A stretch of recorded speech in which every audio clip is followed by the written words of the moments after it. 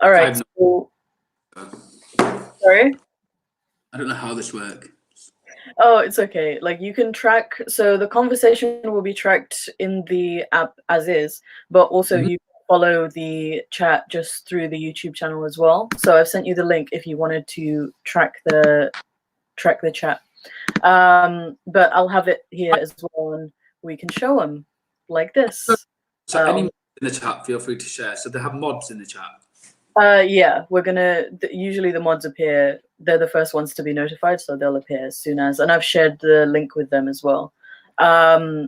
So yeah, I think before we start diving in, what I've been asking everyone that I've been bringing onto my channel is how you guys are doing in isolation, because a lot of people are stressing, a lot of people are having a hard time. So I think it's really, really important to share however we're feeling in isolation. So how are you guys doing? What has been your day-to-day routine, all of that stuff? Do you know what? I think we've been dealing with it in different ways, haven't we? You know, shall I talk about how I've been dealing with it? You know, so it's been a week. Yeah, about a week now, hasn't it? And for me, it's the small things that I sort of miss as well, that I struggle with. So a massive thing for me was when the gym went, because that's the thing that I love doing. It helps my mental health. It helps me every day, you know, all the stress, all the struggles. So immediately, I got in touch with my personal trainer. I was like, he put a home workout plan. I've stuck to that. And for me, the only thing I've been able to do is control the controllables around me. So you know, every sort of day, especially the weekdays, I literally have a diary where I write in every hour what I'm doing. Like literally, that's what I do anyway. So like when I'm working, when I'm reading, when I'm writing, when I'm doing this, when I'm watching TV, everything's super organized, and I've stuck to it. The hardest part for me is I'm still, no matter what time I'm still in a routine, going to sleep, waking up early. Is sometimes I'm thinking about other people so much and what's happening. And I didn't think that would happen for me, especially, you know, this morning when I woke up, I was like, oh my God, I couldn't sleep because I was thinking about all the people that are affected by this, what's going on in Italy. And then thoughts can consume you sometimes, I guess. Which is, I know it's odd. It's not about me because I'm thinking, you know, I'm doing okay. I'm plodding along and taking it a day at a time, but it's other people as well. And, you know, the loneliness of other people, because I sort of see it as like, we're quite lucky we've got each other in this, you know. I don't know what you think. Yeah, for me, you know, to answer your question, Faye, how we're coping, I think there's several things. I think it's all sort of transcended and it's all come about quite fairly rapidly. And I think what you have to sort of do is take a step back and take stock of the situation. And I think one of the first things that I assimilated in my mind was that this is an unprecedented time. And so therefore we can't live a normal life in an abnormal world and in an abnormal situation. So I've just kind of reconciled with that and thought, right, those regular things that I was going to be doing or that would have happened, they're probably not going to happen. And lo and behold, everything started to get cancelled anyway. So that's what really helped me. And I think you mentioned a key point, which was routine.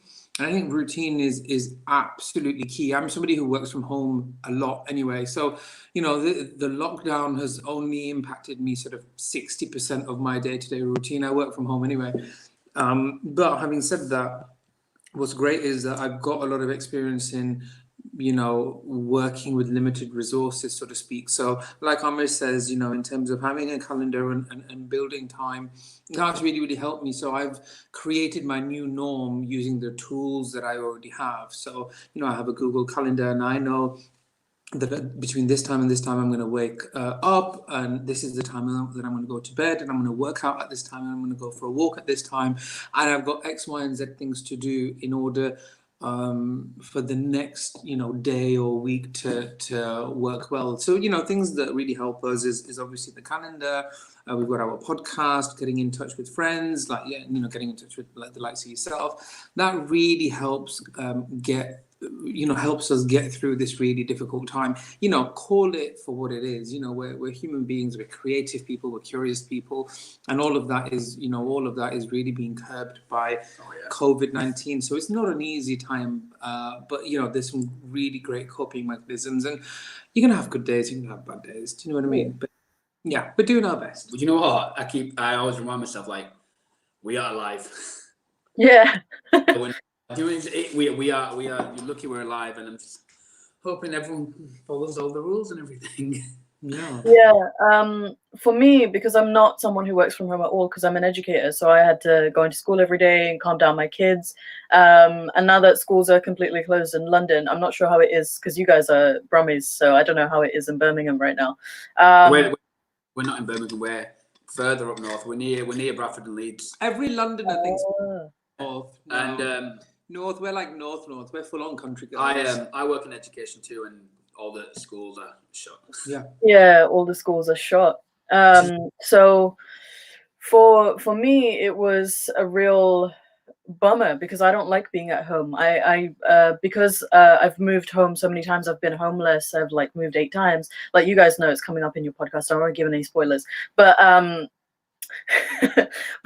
because I've moved so much, I like disassociate myself from my home, so it's very, very uncomfortable for me to be here all the time. So I've like tried to set in a routine where I like do my makeup every day, I do a video every day, and this is like my way of keeping a diary because I think it's really, really important to document the struggle of the isolation as well. So that's why I'm doing like these live streams. I'm doing a video every day, so that's my content right there. And I'm just trying to keep myself occupied as much as possible because I know how easy it is for me to just hibernate and sleep for like the next few months, and let the depression really sit in. So I think it's really, really important to share that struggle, keep morale high. Like I've always said that grieving is a kind of is a kind of luxury. Like you do that when you have time to think, but like right now in the middle of it, you have to keep morals high and you have to be positive and you have to get through it, and then we can, you know, mourn the aftermath. But yeah, it's really good that you guys are coping and you guys have a timetable and a schedule going on, because I feel like those of us who are disorganized and are like creative minds and everything is everywhere, it's a lot harder for us to have any kind of organization within this sort of environment. It is really tough. It is tough to be honest. Well, do you know what? I'm going to be honest. I'm an organization queen anyway. I love organization. I love being organized. I love working, you know, working in education. You're working by the hour, you're working by the bell. And, you know, I love that. And it is hard, but so it's sort of giving yourself enough time. It's not being too strict. So it's like, okay, usually you'd take an hour to do this. You give yourself 2 hours instead, you know, because it's a difficult time, isn't it? Yeah, you've got to be kind to yourself. Oh, of course. You've got to be kind to yourself. I have a question for you, though, Faye. You've said something quite interesting. You mentioned that you've moved quite a few times, and I've moved quite a few times myself. Of a lot of times, like you know, yeah. I think we counted it. It's like well in double digits now. But I've always thrived, and I've always thrived in the sense that I've always been keen to make the house a home and make myself feel safe and welcome there. So, but you say that you kind of almost disassociate yourself from where you stay. Where does that stem from, do you think? I think because I've moved, and my moves were not like, they weren't like a long time and then I moved. It would be like very short spans of time. So I think I'm like constantly afraid in the back of my brain that I'm going to lose my home. So for me, it makes it easier for me to not become attached to it. But I need to stop thinking like that because I've been here for over a year. I have a wonderful landlord. Like I'm not going anywhere. And I have tried to make things a little bit more homely. Like I've decorated my room. My landlord bought me a bookshelf for my birthday because I told him I got a lot of books. So he's trying to make me feel at home as well. But when the isolation hit and like work stopped, because I work a 0-hour contract, I'm supply. So work completely stopped, no money's coming in. I kind of went back into that. Like in the back of my brain, I'm like, oh, I need to pack this. I need to take this. I'm going to have to leave this behind. And it's just like, it's a whole struggle in the back of my brain. Like in here, it's hell. It's your inner child. It's inner saboteur as well. It's your inner saboteur, but it's that inner child that has been sort of hurt. And it's your inner child screaming, saying, "Are you going to look after me in this time? Are you gonna keep me safe?" And if you're able to comfort your inner child and say, like you're doing, and saying, "Look, you've got this. We've been here for 1.5 years. We've moved before. I know how it goes down and what I can do to avoid it.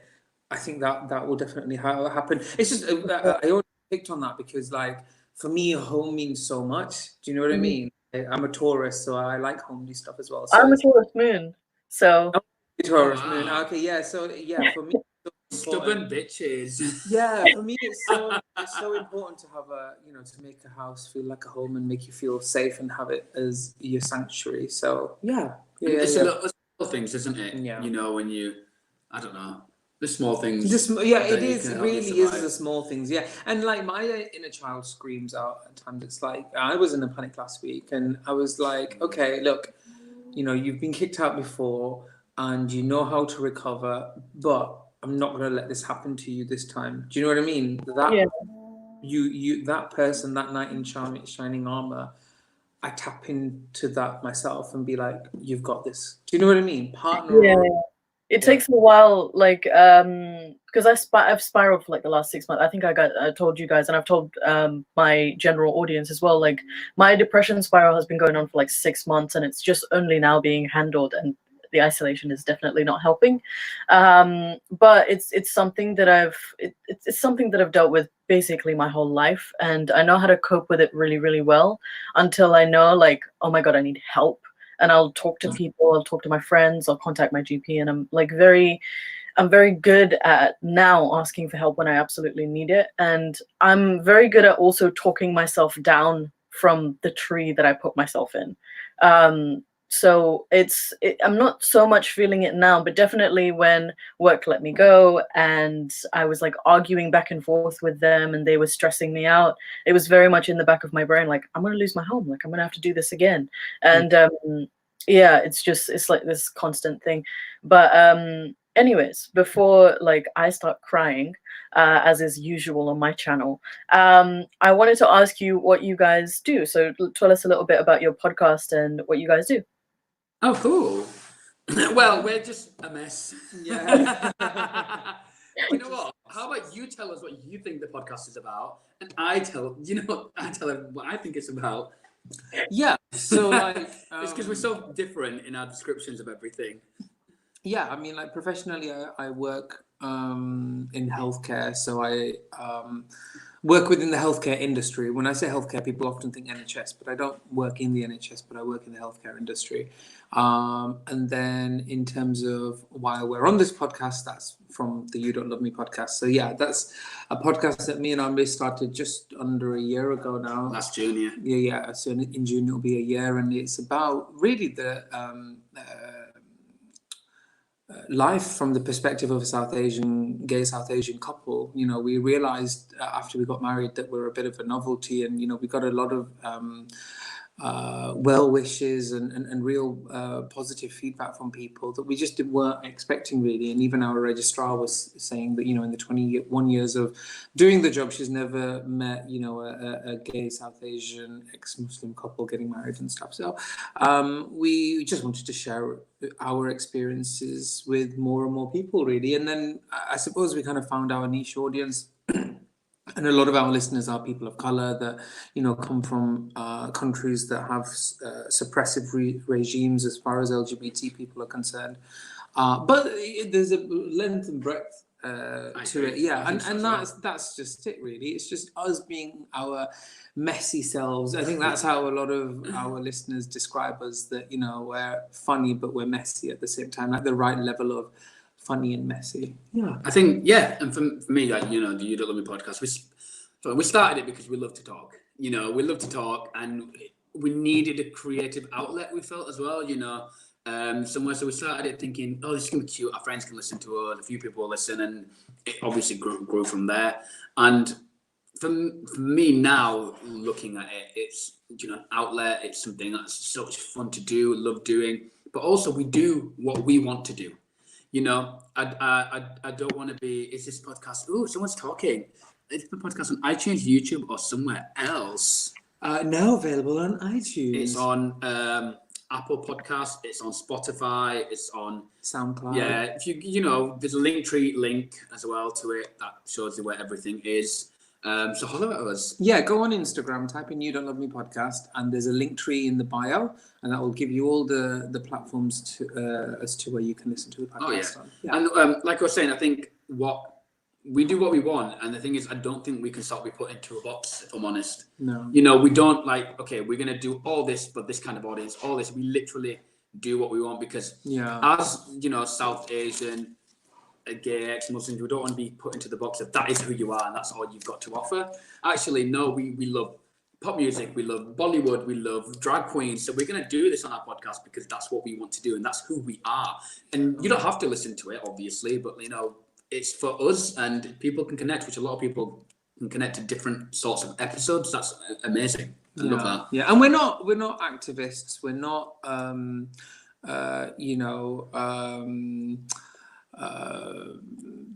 a charity organization or anything like that. Like any community, we're two normal people. Like any community that we praise, we'll trash the next week. Do you know what I mean? So that's just how messy we are, really. But the best thing is being able to connect with so many different people from this podcast, make so many different friends, and also it's just fun. It's so much fun to do. The highs, the lows, the funny episodes, the serious episodes, you know, everything. And the fact that what's interesting that we have complete control over everything we do on it because it's our baby. So we can literally talk shit and do what the fuck we want. Can't wait to I think the best thing about you guys having, like, it's two normal people running a podcast about Asian gay people. Like, it's very, very niche. It's very, very niche. Like, not many people are doing that. Like, unless you come from our community, which is like extremely controversial anyway, because we're ex-Muslim, we're between everything. And like, I feel like our voices aren't really heard a lot because we're controversial. But like, you guys, you're two normal people just sharing experiences and talking to people who have similar experiences. And I think that has the potential for much more reach, you know?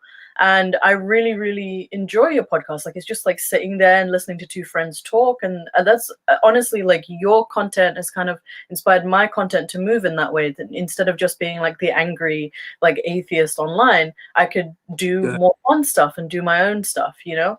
That's amazing because you are so much more than that. Yeah. So many different parts of you, so many different elements. And it's doing the fun, like when we record like the fun episodes and stuff like that, oh my God, we're buzzing afterwards. Like, it's just like, hi, you feel so good. I'm like, we can do what we want. I was like, I just want to do an episode talking about Ariana Grande because I love her. That's what I want to do. And we can do that if we want to do that, you know? Yeah. And I think it's important to be, because do you know what? We've been through so many hardships and so much to get married, to get to where we are, and it's just like it's so easy to turn to that all the time, isn't it? Yeah. I mean, I never want to be led by anger, you know, and we all feel it, and we all have those I've been emotions. there, girl. I was, I mean, I've had it recently, but like, you know, I don't want that to be my main driver because, and also hate, because I think that the polar opposite of hate is love. And when you hate someone, and when you stop hating them, you start loving them, sort of thing. You know, it can be a complete polar opposite. So I believe in indifference. So even, you know, being as an ex-Muslim, I'm like, I am an ex-Muslim. Why? None of your business. You know, this is just end of story for me, sort of thing. Whereas if I take the route of, you know, I'm an ex-Muslim because I hate, and then, you know, continues to be led by that hate, and you know, there's many internet trolls out there that will, you know, troll Muslims for the sake of it. I don't think that is how society can function. Do you know what I mean? It's a little bit of a bottomless pit once you fall into it. Exactly. It's finding the right rhythm and the right connection, because I've been there. I've been that angry. Yeah. Exactly. And I don't want to be that person. Do you know what I mean? If somebody believes in faith, good for them. Great. You know, if they need my support, I'll support them in whatever capacity that I believe in. But you know, and if equally don't shove it down my throat. Do you know what I mean? Yeah. Yeah, I think that something that I've tried to instill into all of my viewers is that I don't care what other people believe. Like, this is what I believe, and I just want to continue doing what I want to do. And as long as nobody's shoving anything down my throat, I'm not shoving anything down anyone else's throat. That's how I live. As long as you're not hurting anybody, as long as you're not, you know, out here being violent and aggressive, it's all good. Everybody has their own personal delusions that keeps them warm at night, and that's fine, you know? So, yeah, I respect that. I respect that a lot. No, you do you. Just don't harm others. You know, and like you said, don't shove it in faces. Like, you know, we've had situations like that where you walking past people that are promoting their religion with their booklets and stuff, and they're like getting on you, or they're knocking on the door, and like, just leave me alone. Yeah, and also life isn't that complicated. It's not that complicated. It doesn't need to be that complicated. And do you know what, Matthew, fucking preacher, sat outside waving a Bible? You ain't that special. You're not that special. Oh my god, And what you're about in not- Amsterdam? That And you're guy. not that attractive either. If you're attractive, Oh wait, you guys just went to Amsterdam, didn't you? We missed it. Yeah, in February. We went in February around just after Valentine's. Yeah, us two and one of our friends. We went to Jonas Brothers. I went to Amsterdam, and there was one point. Do you know what? Everyone is so nice there, and I don't know if it's because they're all high or they're just nice people. But oh my god, like I didn't feel any prejudice or anything. Yeah. Everyone was lovely. But there was that one moment. It was that preacher person. Do you remember? yeah, he was like Get out. going for it, and everyone was just laughing. And at everyone was him just walking like, past. "What's wrong with him?" Like, But you see, that stems from insecurity, because if you have confidence in your faith, then you are confident enough to internalize it and live by it. But when you're insecure about your own beliefs, you need to tell other people in order for them to come on board, because if enough people are believing on it, then it becomes a reality, because perception is reality. of course, yeah. And so I think when people do that, but me assimilating that in my head has taken years. So before I'd be like, fuck you or whatever, or, I'd like purposefully ensure that we kiss in front of them, just as our revenge or whatever. But now I just look at it and smile, knowing that I'm insecure in myself, and that's just somebody who's insecure in themselves. I think especially and probably a closet homosexual. Yeah, so I was going to say that. Yeah. And especially once we got married, it was sort of like, we had a secret Shabi, it was in secret, we did it. It was sort of like, wow, no one can say shit. Like, Yeah. we're married, that is it now. Like, it really helped define the term love wins for me. I know you're probably thinking, calm the fuck down, love. You know what I mean? But it really did, because what are you going to do? Do you know what I mean? Like, Yeah. Are you going to stop gay marriage? Well, you can't, because we've already got married. Are you going to stop us from being together? Well, you're more than welcome to, because we've reached the end goal of getting married. Do you know what I mean? We'll bring the police. Well, yeah, are you going to attack us, or are you going to try and kill us? Well, we've lived the happiest day in our life, so we've well and truly won. Do whatever you want, but you can't stop it. Do you know what I mean? So Yeah, and I definitely think, after talking to many preachers, because it's something that I enjoy doing. I love talking to people that I don't agree with and getting in trouble. But like, after speaking to so many preachers and so many different people, I think the common denominator is like the insecurity in and of themselves, and how much they need for other people to believe what they believe. And it's just like, if anything, I'm not angry at them anymore. Like, I'm just sad. I'm sad for them, because they're hiding whatever they need to deal with under this guise of, we're pious and this is what we need to do and this is what everybody else has to believe. So yeah, I definitely agree. And also, to add to your love thing, something that I say a lot after leaving faith, is that it was when I discovered love. Like, I didn't understand what that was at all until I left. But I'm going to throw up this question. Someone's knocking on my door, so you guys go ahead and answer this while I deal with that. Oh, hey, Sana, girl. Oh, hi, Sana. How do you advise someone living with toxic family members to handle this social isolation? Oh my god, this is so weird. The universe has brought you and me together, Sana Akhtar, because right now I am reading this book. Are you ready for it? Toxic Parents: Overcoming Their Hurtful Legacy and Reclaiming Your Life. It's by Dr. Susan Forward, and I would highly recommend you reading this book. It takes time. Take your time reading it. It's not an easy read. Do you want to show it again for fair? I'll show you again. This is what I'm reading right now to answer Sana's question. Toxic Parents: Overcoming Their Hurtful Legacy and Reclaiming Your Life. Reclaiming your life, darling. By Dr. Susan Forward. Why is it good? And it gives you really, really great anecdotes as to how to deal with toxic family members in terms of your parents, because really they are the ones who are in charge. They are the ones who are the leaders, and it gives you really great tips as well, if I'm not wrong, in terms of how to handle and combat those people. In terms of how to deal with them in social isolation, I'll be very honest with you. We had an antisocial behaviour incident with a neighbour of ours recently. We got in touch with the council. They've refused to do anything about it because they don't have the capacity.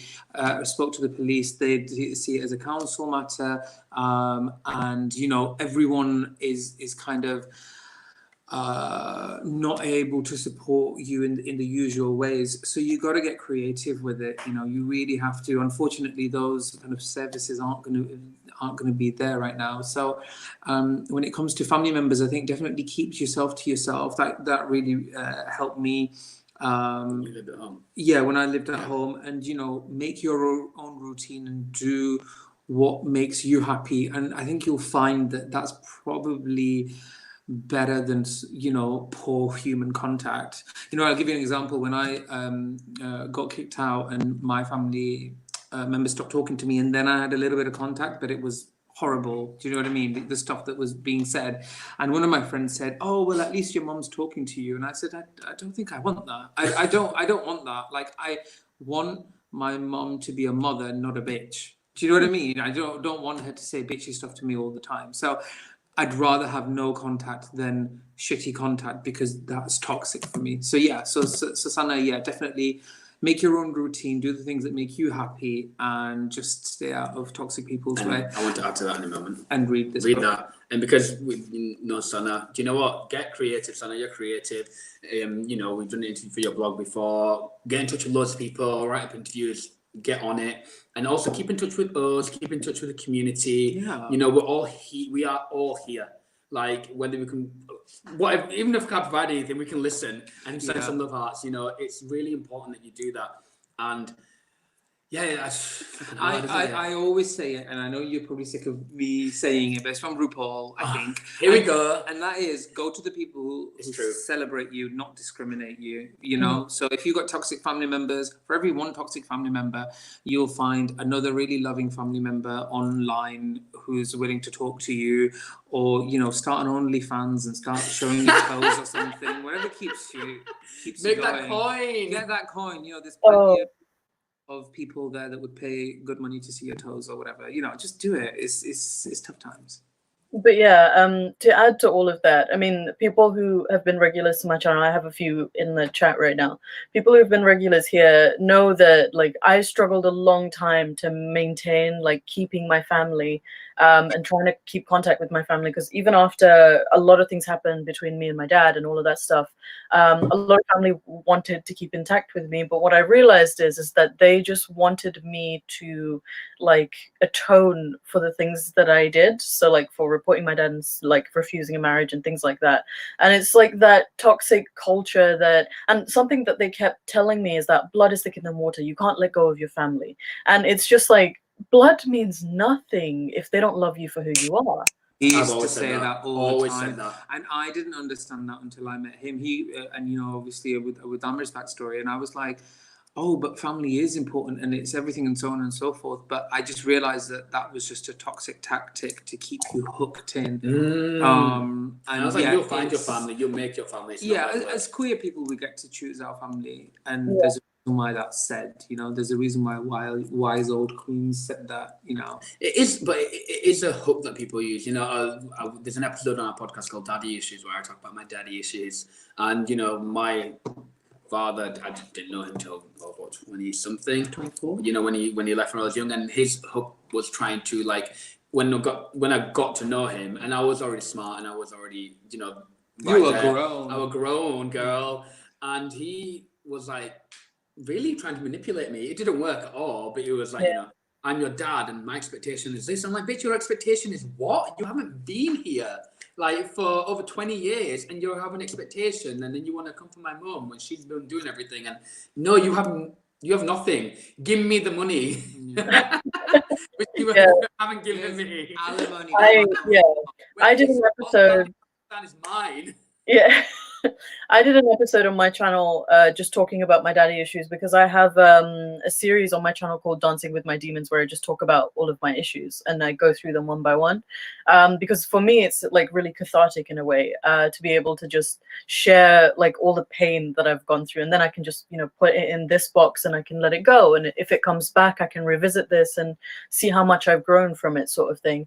And I talked about it, and like with my father, it was definitely a very codependent relationship because he was a psycho. He was extremely manipulative, extremely narcissistic, and he, you know, he was never wrong.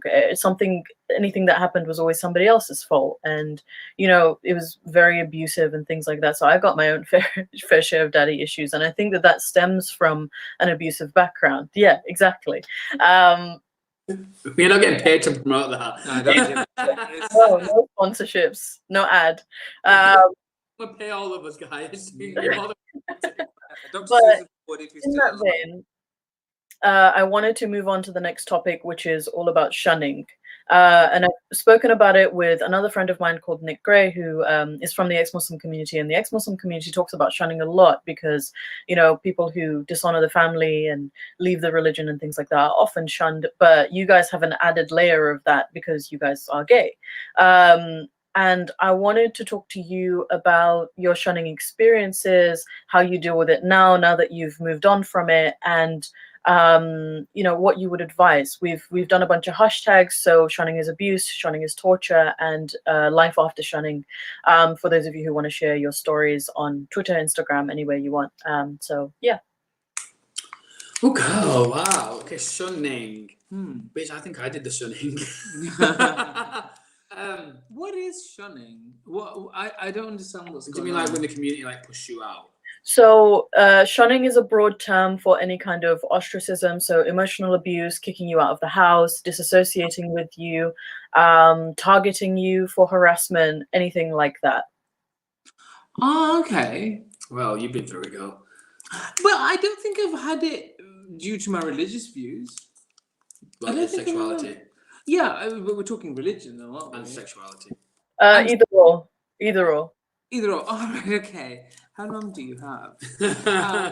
Okay, so yeah, in terms of shunning, that has happened, and it's quite prominent, I suppose, in my life in the last sort of 6 years.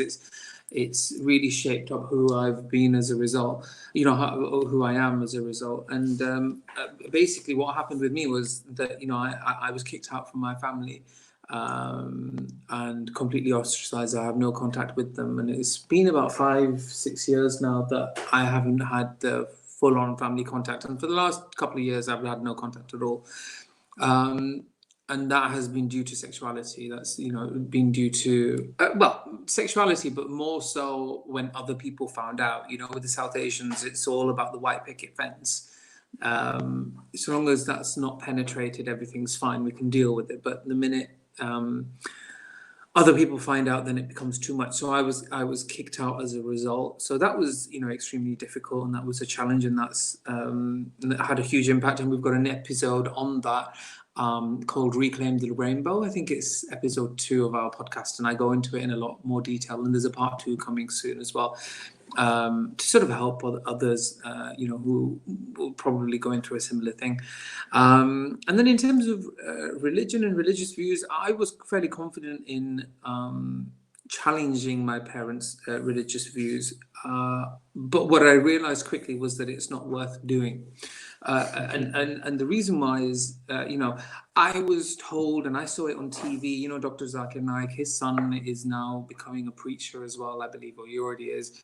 And I remember there was a promo where he held the Quran and he was like, I challenge anyone to find a single mistake in this book. Oh, girl. And I was like, all right, girl, challenge accepted. Because, like, I come from a scientific background. I like facts. You know what I mean? I like factual information. So if you're telling me that there's nothing wrong in the book, then you're presenting it as fact. So I did a little bit of searching, and religion is all about interpretation. It's down to interpretation. So the conclusion that I drew was that this is my interpretation, and I disagree with a few points. And I was quite surprised to find that, because I never really listened to the translation of the Quran, I always heard the beautiful the way that it's recited, and I always liked that.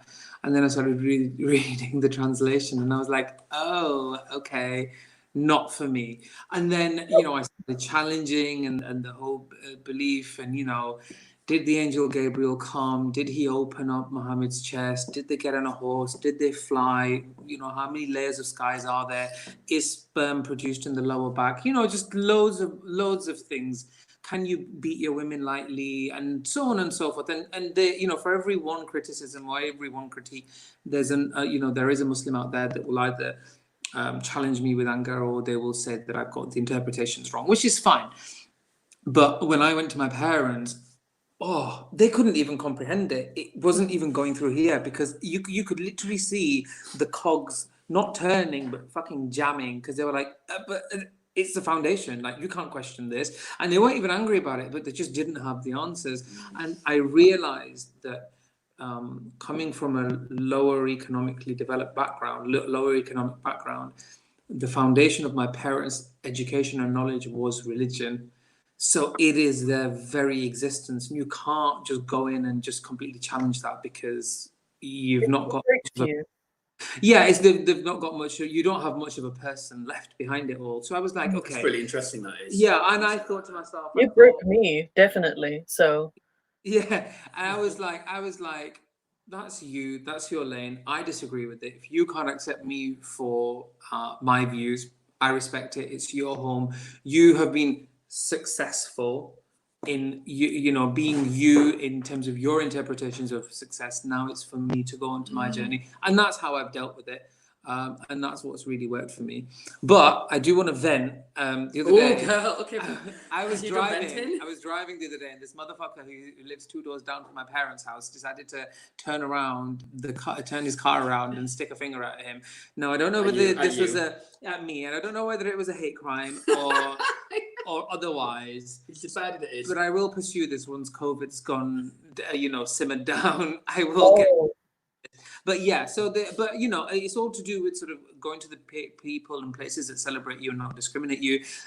Fortunate enough that, in the industries that I've worked, and even, with creative outlets such as this, there's no space for bigots on either side. There really isn't. And that served me well. So I don't, me being gay or me being ex-Muslim, South Asian, on a day-to-day basis, it doesn't really form, in my mind, because I don't have to deal with it. I don't have to deal with those bigots and idiots on a daily basis. Because bitch, you work from home. Yeah, because I work from home. She's isolated. Self-medicated. Yeah, that's my life. Well, my life was very different. I think my shunning came from a community I created in friends. Yes, yeah. For sure. Because in terms of family, I sort of, when I was around 18 years old, I talk about this in some episodes of the podcast, I distanced myself from a lot of my family, because I would recognize it's not going to work. It's not going to. These people were toxic. And even putting the sexuality aside, that wouldn't have made a difference. Even before I was straight up, like, these people are toxic. They are so toxic. They're so married to their religion in such a toxic way that it wasn't going to fit. It wasn't going to work. They were horrible. So I distanced myself anyway, which I'm proud of myself for doing, because that took a lot of strength to do.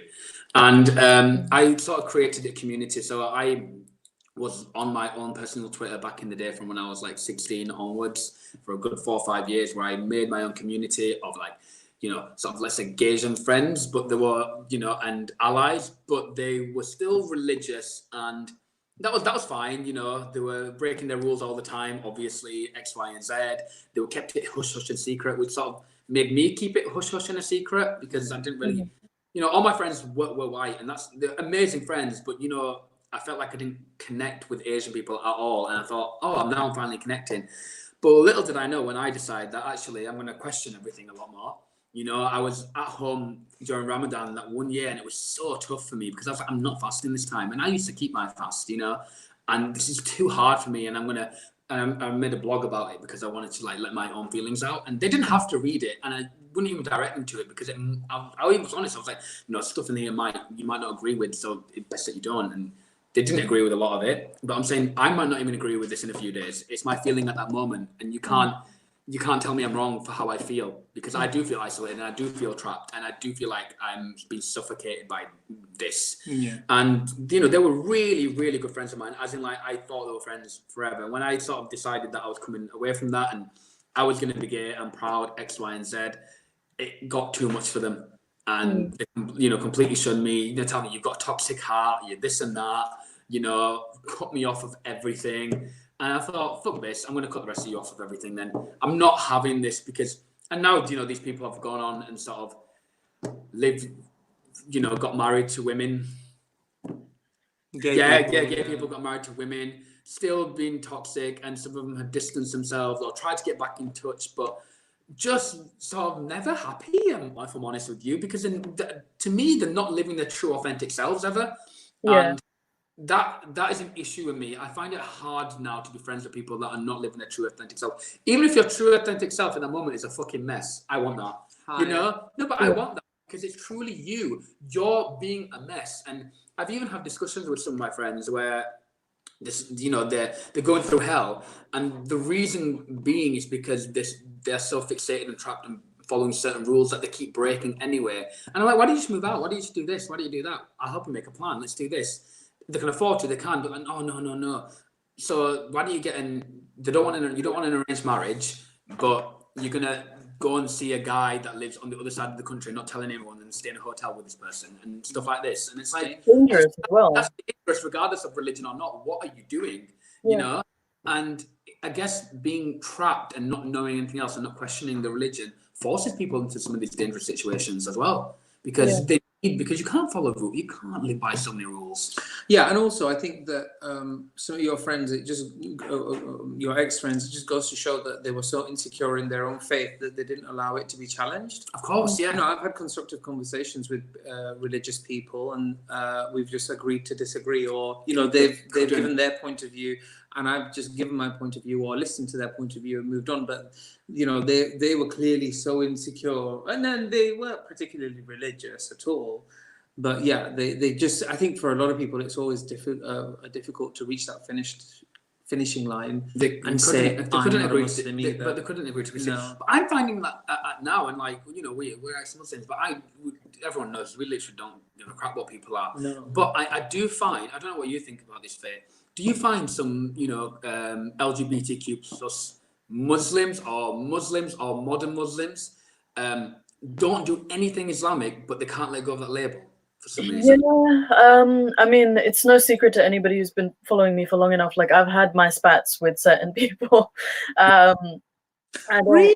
Yeah, I mean, within the Muslim LGBT circle. So that's just a circle that I don't understand. Like, I have young cousins of mine who I don't want to name and shame them because I know they'll get in trouble.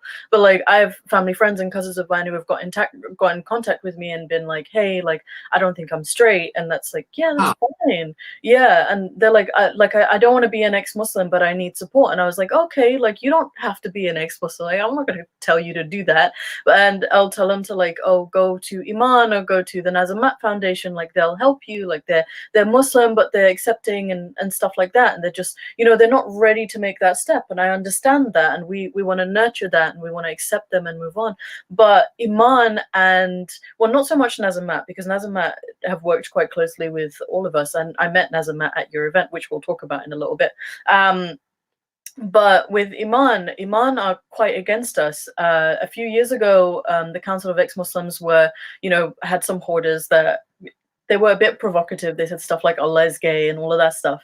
But Iman and I think East London Mosque was like very, very angry about it. And instead of backing us, Iman backed East London Mosque, which is known as a, you know, anti-gay, homophobic establishment. And I do find that a lot of the time there's this dichotomy of, oh yeah, we can definitely still be Muslims, not follow any of the rules, but also be gay. And it's just very confusing to me, especially someone who, you know, came from an extremist background where, you know, if something was haram and you said that that was halal, then you're immediately just not a Muslim anymore. And, you know, sometimes she comes out, she's in the back of my brain, she has her own personality. but it's a dichotomy I don't understand, but also it's a community that I don't want to disassociate with. It's something that I want to support and I want to keep in contact with. And there have been so many instances with people that I've had spats with, like Farhan Khan, who's like very big in that community. I've had a massive argument with him, like massive, because he called me a homophobe. He called Jimmy Bangash, who you guys are aware of, a homophobe. He called like a bunch of us like that, and me and Jimmy, he chose the two worst people to call that because he's gay and I'm bisexual. So, I mean, you know, it became a whole thing. And I made it very clear, like, while I have a problem with Farhan, I'm not against the Muslim LGBT community. I'll never be against them because, you know, it's a movement that's close to my heart, and it's a movement I understand very, very well, because it's something you want, something to hold on to, you want something to keep you going, and that's fine. You know, that's absolutely fine. If you think that God is on your side and, you know, God is about love, fair enough, whatever. Like, it's not what I believe, but if you want to hold on to that, I don't have a problem with that. And it's just sad to see that no matter how much love we give, it's like that meme about like, "Let me love you" kind of meme, because we just wanna support you so badly, and we will continue supporting you. But it's this constant shunning from that community as well. That's just like, oh no, we won't stand with these people. I'm pretty sure we got banned from a bunch of events. Like, we wanted to go to Muslim Pride this year, and Jimmy was really, really scared that what if I pay and then they tell me I can't go, and I don't want to go somewhere that I'm not wanted. And I was like, I don't know. I've bought my ticket and they haven't said anything. So yeah, I don't. You want to support them, especially young people. You know, Yeah. I always look to the young people, because I'm like, when you're born into a religion, and you might stay there forever because that's all you've ever known. Let's be honest, and we've all had different experiences, and we've all got out of it, or whatever you want to call it. But not everyone can. And the thing is, there's different ways and sort of roots in this, because you have the Muslim LGBTQ plus community that are gay, but they will pray, they will not drink, they will follow the religious rulings. I'm like, okay, where? You know, you truly are embodying every you know, Islam, is, you know, in your everyday life. And then you do have the Muslim LGBTQ community that will shun, that will sort of attack, and that will strangely never use Islam unless they want to have an argument or something, which I've seen online with some people, or they sort of I don't know, it's just weird. Like they don't follow anything. I'm saying do what you want, but they'll drink, they'll eat pork, they'll do everything. So see, the thing it's weird. It's a disconnect, isn't it? See, the thing is, religion's down to interpretation, and their argument will be that my faith is personal, and the fact that you are not a Muslim, you are therefore not allowed to critique me. But for an outsider, I think it's safe to say that it comes across as really hypocritical. Yeah. Where you think where you're looking at a person saying, okay, well, you know, you're not going to eat pork because it's gross, but you're going to drink alcohol so long as your mum doesn't find out. Do you know what I mean? And you can't really have strong friendships with people when they're based on dishonesty or insincerity. I love that. Yeah. I mean, I really learned that over the years as well. Like, you're being insincere. You're saying you're gonna go and have sex before marriage, go to the club, do this, but don't tell my mum. And I'm also this. I'm like, that is a struggle being friends with someone like that, because I'm like, oh my god, everything's a secret, and I can't do that. And there was a guy, right, who used to like message me. He used to talk to me about how he's created mosques in Kenya and like 10 or 11, and he's been the imam of a particular mosque. Every Friday he'd send me like some sort of sermon from the Quran or like something holy, and one sent me a shirtless picture and he had a beard, all on Grindr. Oh my gosh. All on Grindr. When we were single, this is after I had told him that I wasn't interested, because I wasn't into beards. Beards weren't a thing back then. Do you know what I mean? And like, there was another one who like we had hooked up, and he was showing me his Mecca. For our straight people in the chat, can you clarify what you mean by beard? Oh no, I mean a physical beard. Oh, okay. No, I don't know the beard. I know which beard you're talking about.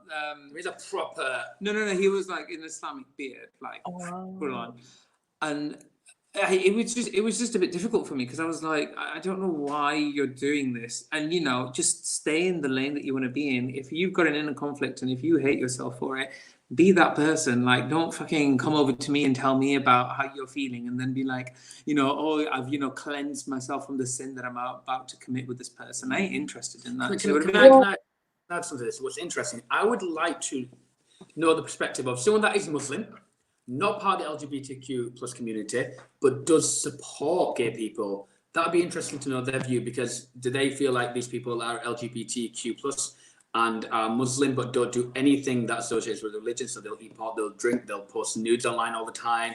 I mean, I can reach out. I can reach out to all the people that I talk to and see if I can find a person for you to have on your podcast to talk about that, because I think that would be an interesting conversation. But to just talk about, I've like kind of forgotten what I was going to say, but also I think that what goes through the mind of someone who is like a Muslim and LGBT, it's just something to cling to. Like, it's just something to keep you comfortable, like in a spiritual kind of way, which I understand. But also, I've always been like an all or nothing kind of person. Like, either I'm all this or I'm not. And for me, it just, like, I would have so many inner conflicts if I was to remain a Muslim but also do everything that I do now. It just doesn't make any sense for me to do that. So, and I really, really value, because I've lived a lie for so much of my life, I really, really value being true to myself and being authentic and just coming out and saying what I mean, instead of, you know, mincing words and trying to make something that isn't. Yeah, I've never really understood it, but, you know, if that's you, power to you, like, do what you want to do. I think there's some people who genuinely don't see a conflict between the two. You know, I know of people who are like, this is my faith, this is my religion, this is how I've interpreted it, this is my interpretation of it. There's nothing in the Quran that says that homosexuality is forbidden. I don't like drinking, and I'm fine with not eating pork. I'm gonna be that Muslim. I'll pray 5 times a day. I'll, you know, live with my husband. You know, there's been gay imams in the past. There's a whole spectrum, and, you know, religion really is down to interpretation. And I know there's definitely people there who don't feel any inner conflict. But, you know, when you say, you know, you look at these people and you say, you know, let me love you, blah blah blah, I don't agree with that. I hate everyone equally. I'm like, you know, you live in your lane. I don't have time. I have enough personalities to manage in my own head. You know what I mean? I constantly struggle with loving people. It's my best and worst quality. You're like, I want to love you so badly, but you won't let me. No, you hate me. With these people, I wonder if they could ever be like, okay, so I don't follow any religion, but I'm gay and I believe in my own God. Do you know what I mean? I have my own sort of faith and spirituality. Okay, you know? Yeah. I don't really know. I don't really know what goes through their brains. Maybe I'll bring someone on during isolation, because I've got endless time now. But yeah, I think it would be an interesting conversation for sure. What I want to ask before we dive into some of these questions, some slightly more lighthearted, fun, less serious questions, is I want to ask what advice you would give to someone who is, you know, isolated now, is either gay or ex-Muslim, and, you know, they can't come out to their family and they're just like struggling with this. What advice would you give to that person who's currently stuck in that situation? Ooh, fuck. Do you want to go? Yeah, I'll go. I think we'll give different advice probably. Yeah. If you are gay and you are stuck in a situation where you are isolated, you know, with toxic family or alone or whatever, I think one thing, I know people don't want to hear this kind of thing, but for me, you have to do your best you can every single day. Sit down in the evening and organize your next day. Organize your diary. Make sure it sounds stupid, make sure you, as best as you can, eating healthy, because that will affect your mood no matter what you say. Drinking plenty of water and trying to do some form of exercise every day, because that will help your mind. It will release endorphins. I'm going scientific here with it. And it will really, really help you. And also use social media in a positive way now. This is your chance to create. If you're a creator and you're a creative person, it's your chance to connect with people, follow more people, connect, listen to podcasts. You don't love me. Read books. Turn looks, you know, do your hair, do your makeup, dress up, take pictures, and just really organize your day to make it as fun and exciting as possible every single day, and make time for your friends and people that you care about to, you know, FaceTime with them, house party with them, game with them, and keep yourself going through that, and just keep realizing this is tough, but this is not it. You know, this isn't the be all end all. This is going to end at some point. You know, it's going to end, and you won't be isolated. And if you can get through this, fucking hell, you can get through it. You can really, really get through it. So see it as something like that. What do you think? Yeah, for me, the biggest advice that I could give to somebody who is LGBT and living in a hostile environment is that this will pass. This isn't normal. It's our new normal, but it's only temporary. Hang in there. This will pass, and keep telling yourself that this will pass. When? We don't know. Might be till June. It might be till the end of the year. Might be for another year. Who knows? but this will pass, and life will go on, and it's up to you as to how you want your life to go on. This is just a little blip. That's all what it is. It's just a little blip in the system, so to speak. And yeah, absolutely, look after your mind and your overall well-being and your mindset. If you've got those people who are being hostile towards you, limit your contact and your interactions with them. And if you're dependent on those interactions for you to survive, use them to your advantage. If you have to speak to your homophobic father in order to get money, speak to him just to get money. Do you know what I mean? Yes. See everything as the rest of it. No, but see everything as that, like, because right now it's not just about this is my life and I want to get a house and I want a husband or a wife or whatever. All of that is somewhat secondary right now, believe it or not. It's about survival. So you got to do what you got to do to survive, and just hang in there, survive. It will pass. You will get through it, and it gets better. It always gets You'll better. get stronger as well through this. You'll grow as a person through this. Yeah, and it gives you a lot of time for introspect and self-reflection, and use this time wisely, because it will pass quicker than you'll realize. Take advantage of it. Thank you. That was very powerful. I really enjoyed listening to that. We are old beings who know a lot.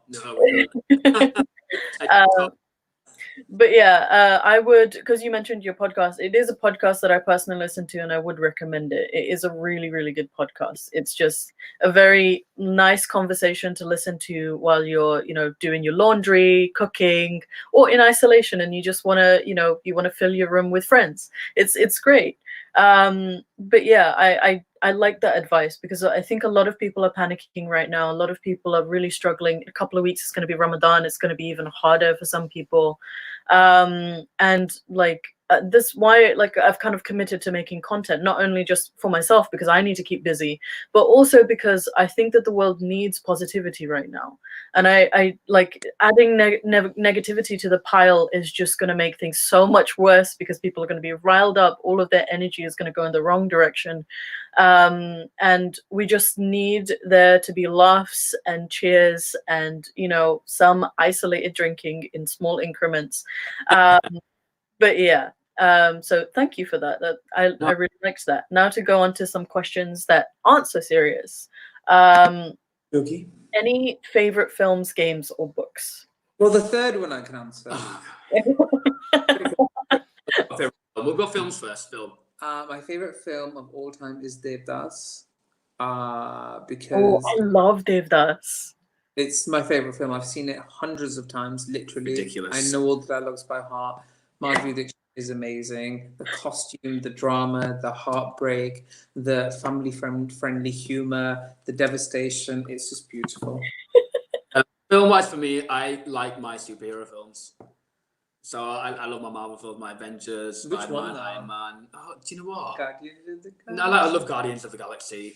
Oh no, Avengers. I love the last Avengers. one. No, yeah, the last one, Avengers, was really good. But I need to rewatch some of them again, because everyone should get Disney Plus. It's We amazing. can have a watch party. Oh yeah. Who's your favorite Avenger? Iron Man. Iron Man? Yeah, people get surprised when I say that.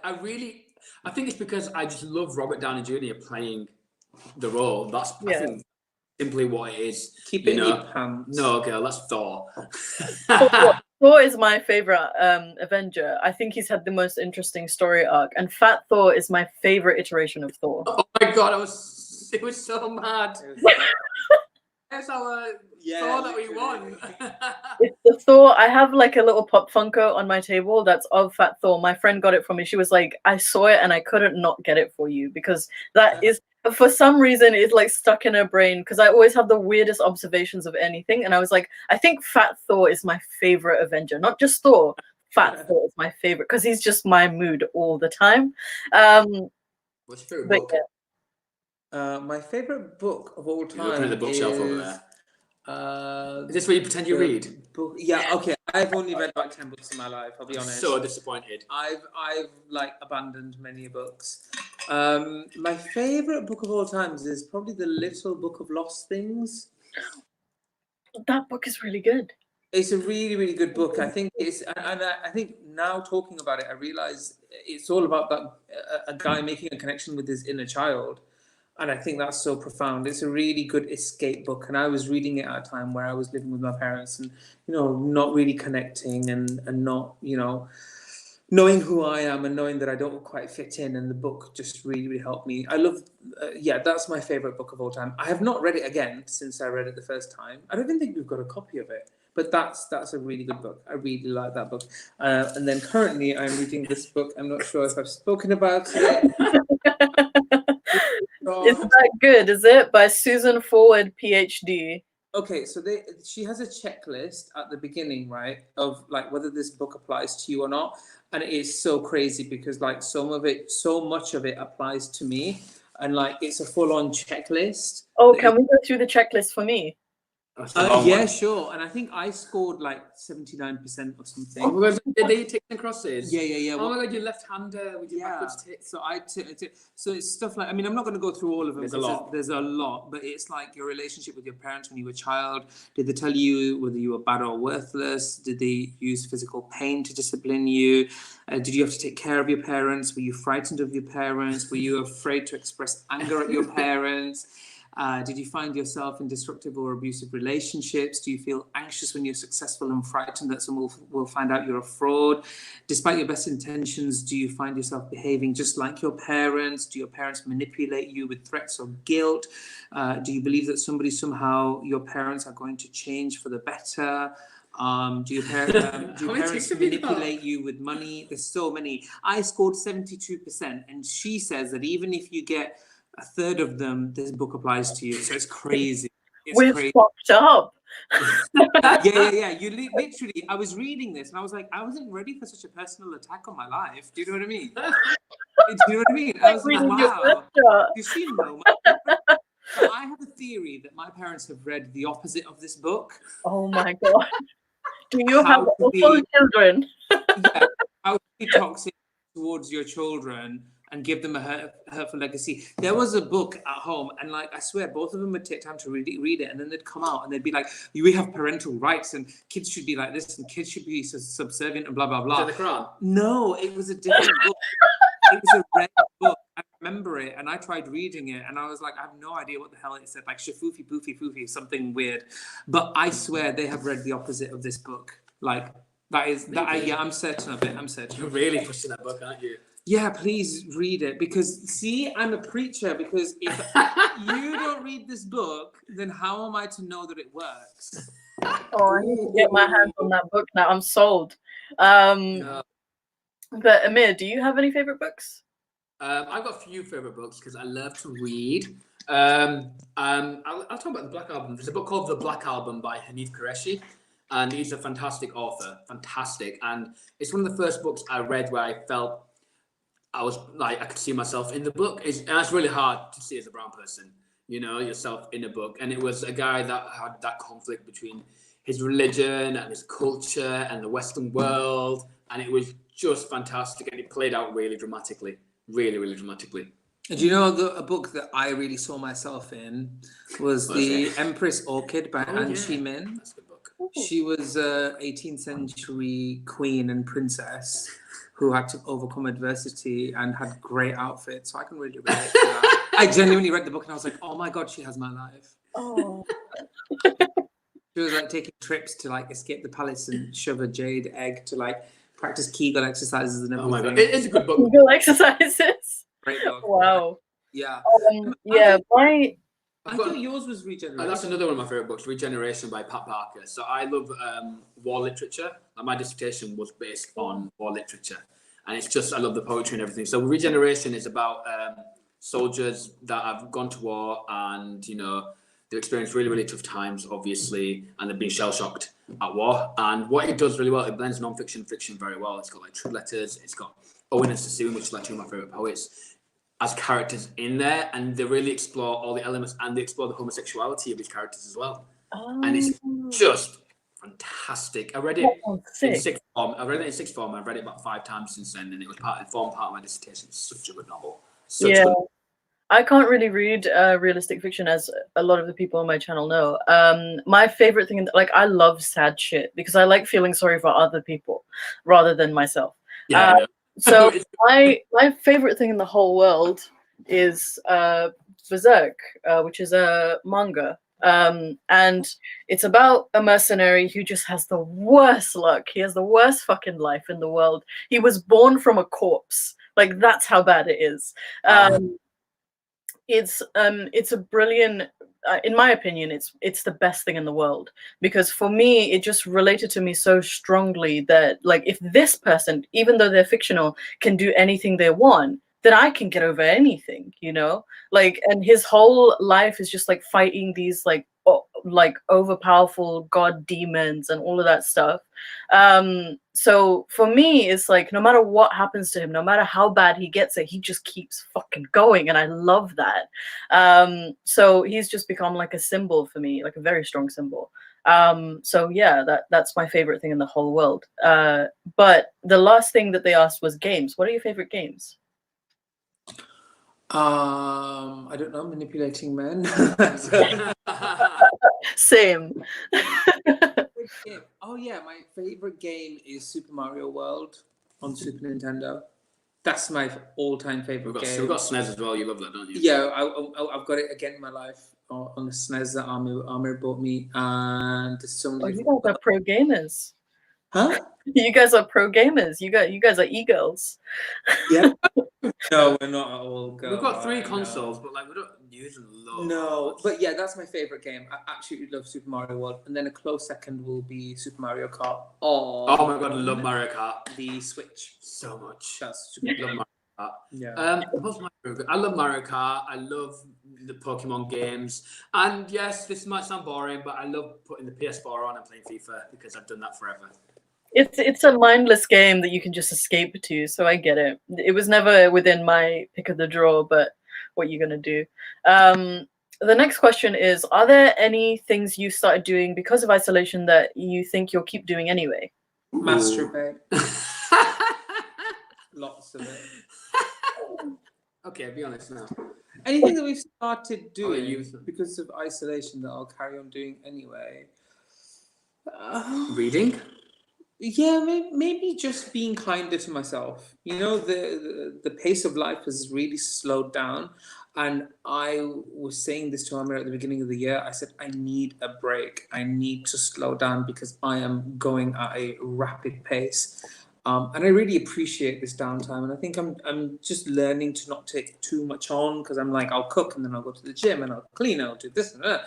And now and I just do it just to keep busy, but I'm not really running away from anything. So I think one thing that I'll do is really make a bigger effort to carve out that sort of me time and not worry as much about, you know, what are the implications of it. Just, you know, I think that's really important for you, because you have to have that me time, you know. Yeah. Just to yourself, where you're reading a book or watching TV or just doing nothing, you know. Reading a book. Yeah, but doing nothing sometimes for a bit, it's doing something, you know.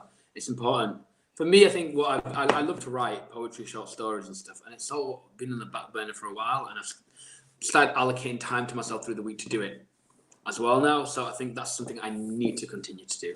Yeah, I think it's definitely a time for us creative people to flourish. Because like I've learned to do a couple of things because I've been putting out a lot more content. Like I downloaded a bunch of softwares, learned how to use them, and like I don't follow tutorials. I just try to figure it out as I go along. And I find it more fun that way. So I've like learned how to edit my videos. I've learned how to use OBS, because before it was minimal effort. It was literally just like recording a 30-minute video and then throwing it up without doing anything to it. But now it's more like editing it, making them like funnier, making them more involved, involving more people. And I think that it's definitely had a good effect on me. I've had a lot more, because I think one thing we have in common is that I do a lot of writing as well, and I just haven't had time for it recently. So I've been like investing more time into that, and I've been doing a series on my channel where I look into like some of my old work that I wrote when I was a teenager, and seeing like where the flaws are, if something still really works as a concept, whether to rewrite it. So I think that it's just a wonderful time for creatives, and I'm just trying to stretch that silver lining as much as possible. Obviously there is stuff like, oh, I can't go outside, I can't see my friends, I can't do stuff like go to the events that I plan to go to, speak at the events that I plan to speak at, but it is a time for creation and a time for self-reflection, and you just got to see the positive in the worst shit. Like you'll find something to occupy your time with. That's very true. Very, very true. Absolutely, absolutely. Let's keep being creative, keep writing, keep recording. Keep use the power of social media, get in touch with your friends virtually. Yeah, it would be so much worse if there was no social media. Like, ain't nobody telling us to get off our phones now. Oh, I know, right?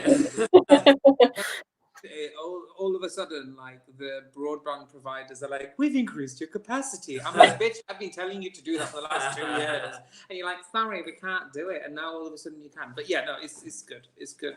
Yeah, we will get.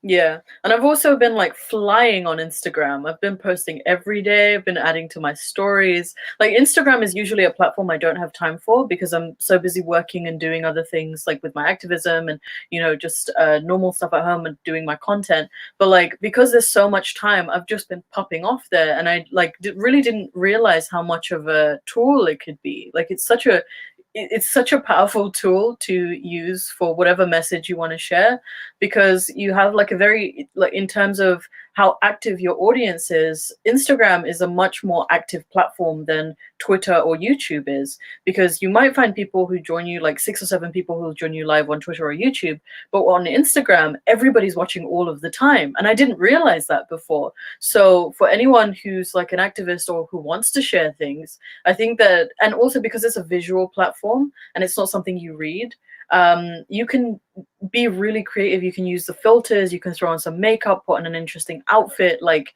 there's so many different things you can do. So I think that it's also made me appreciate the different tools that I have, in my own hands. So for us, Instagram's been probably the leading thing for our platform, main platform for our podcast, as opposed to anywhere else. It's where we managed to connect with so many people across the world, and get them on the podcast, to get ideas. We get messages every day on Instagram from people, so it comes constantly going. People always reaching out on there, and it's just, I don't know, yeah, like you said, visual. It's great. It's fast paced as well, which is what people like to do, and you can upload to your story and it disappears after a certain amount of time. You can pin things. You got to get it while it's hot, which is another thing. It's good. It's a really good platform to use. Very, very good to connect with the right people in the right places, for sure. It's helped us a lot, hasn't it? Absolutely, absolutely. Yeah. But thank you guys for being on. Are there any final thoughts or questions? Anything you want to share? Chill. Do it's open to you. Applause for you. Okay, I will share. So we'll talk about the podcast. Obviously, you can follow us on Instagram at you.don't.love.me_podcast. That is you.don't.love.me_podcast. You can, oh, look at that. Wow, okay, thank you. Wow, okay then. Thanks, Critical.